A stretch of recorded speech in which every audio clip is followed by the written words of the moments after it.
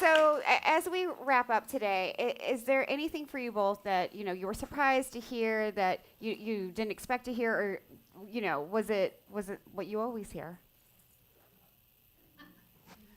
I was surprised to hear Helena mention that we don't think DGAs are happening, and that is exciting, maybe. But I also think later this year, okay.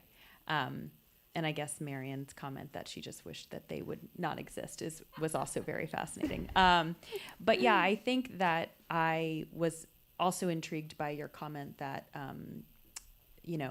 big ag has been loud in Washington and big food hasn't. That's something, or just food maybe broadly hasn't. And that's something that I'm not surprised by. We've been doing a lot more advocacy work over the last 3 years. And I think there's something interesting, at least for smaller brands, that we're often one woman or one man shows, and advocacy isn't part of our full-time job, or it's not the full-time focus. And I'm really interested and curious to connect with folks who are trying to, leverage this moment around MAHA for the better of our public health and food system, and really interested to hear more how brands in this space can collaborate with sustainability goals kind of as the foundation, but health and nutrition at the top of that. Great. Giovanni, anything to add? For me, the word cows kept coming back, and this is what we are experiencing as a business right now. We import, California produces 3% of U.S. Olive oil demand, so covers only 3%, so 97% has to come from elsewhere. MAHA, it's about health. They're constantly attacking seed oils. Olive oil seems, could be a good alternative. But guess what? We have a 25% tariffs from Tunisia, 15% tariff from Europe, which is responsible for vast majority of production in the world.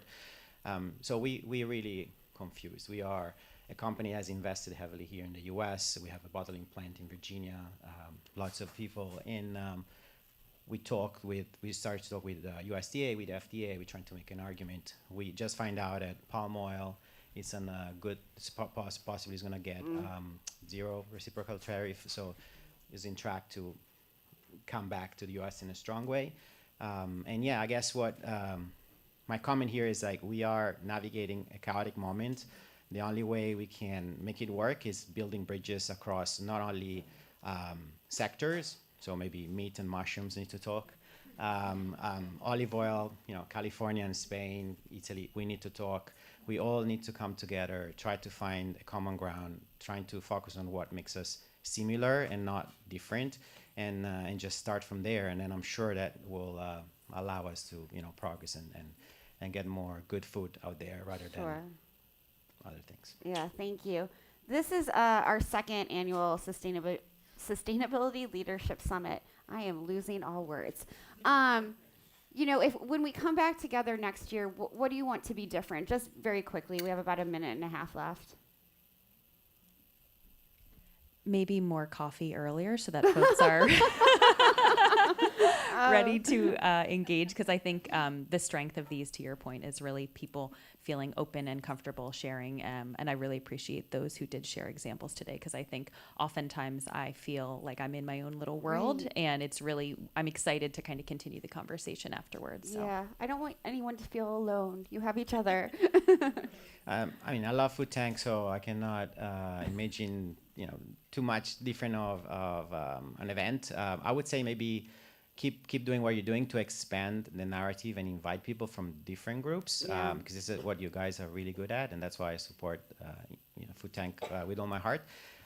Just bring the MAHA people on the stage. Bring people that are I will. Just we need to hear not through Instagram, not through social media, not through media. We need to hear and try to understand again what makes us similar, so that we can work together. The greatest thing we can do as human beings, I feel like, is listen more and listen to the people who we don't agree with, because we might agree with them on a lot of different things. So great point to end on. Thank you all. This was wonderful. It was so nice to hear from all of you.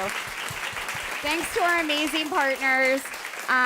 We had Applegate, we had ButcherBox, we had Certified Origins. We had so many folks here who just have given so much of their time. So thank you for doing that. You know, I want to thank I'm going to go through it again. Nature's Fynd, Applegate, King Arthur, Certified Origins, ButcherBox. I didn't want to miss anyone. I'm sorry. Please give a round of applause to WNYC. They did an incredible job. Thanks to great performances, our culinary